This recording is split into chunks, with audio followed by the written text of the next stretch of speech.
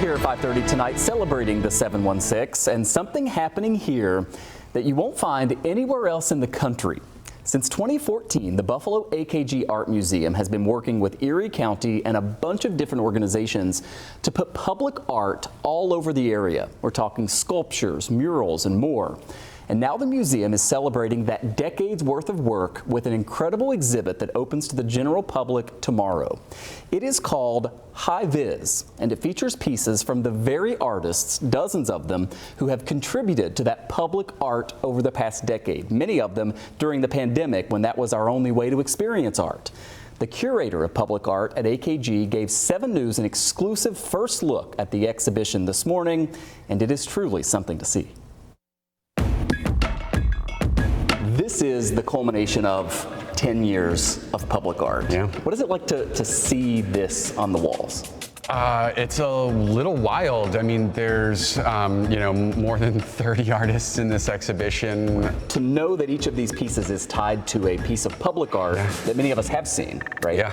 Each work of art has a corresponding label that also shows the work that we've done in public space. So I think our visitors are going to have this kind of recognition of like, wait a minute, I recognize this. Like this sculpture outside the Birchfield Penny by Shasty, who created this, now on display inside AKG. All manufactured here in Western New York, put together by, a local artist that's made, great impact and great strides into public spaces with her practice. There's the incredible Freedom Wall at Michigan and East Ferry. The 4 artists behind that public piece of art also have works as part of this exhibition. We have these images here of people, Satchel Paige, for example, who would have pitched right across from the Freedom Wall where this artist painted.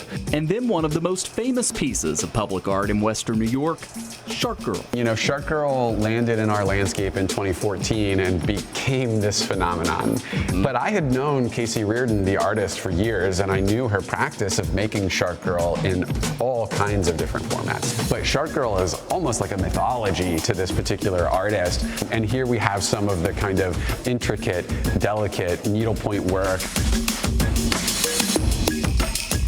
Louise Jones painted an incredible mural. At the time, it was the largest mural in Western New York. It was the largest work ever of her career, called Wildflower for Buffalo. You see that great, wildflower installation, and then you see this, you go, this is the same artist, right? When I was showing images of this painting to people, they were like, oh, I didn't know Louise did quilts. And it's like, she doesn't do quilts, she does paintings. Many of the works are from local artists. Others are world famous, like Philippe Pantone, who was behind the mural on the town ballroom. He contributed this to Hi-Vis. It's a kinetic, optical work of art. There's a wonder to this work. When we've operated this piece so far, we've had trouble getting people out of this gallery because they just love it. And there is nothing like this, the public art initiative here, anywhere else in the country. That's correct. There are a number of museums that are doing different kind of modalities, but there is absolutely no other museum that is working at the scale, geographic breadth that we are. Over the last 10 years, 60 works, 90 artists. It's amazing. There's no other museum doing this.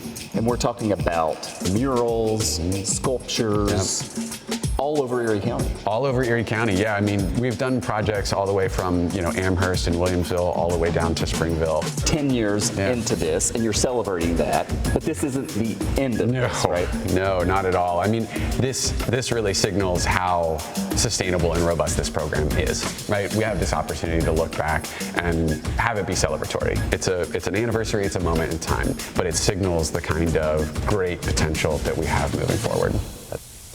There is a book you can purchase that chronicles the past decade and a special documentary airing on WNED and other stations around the country. Again, it opens to the public tomorrow. Hi-Vis will be at the top floor of the Gunlock building through June 9th.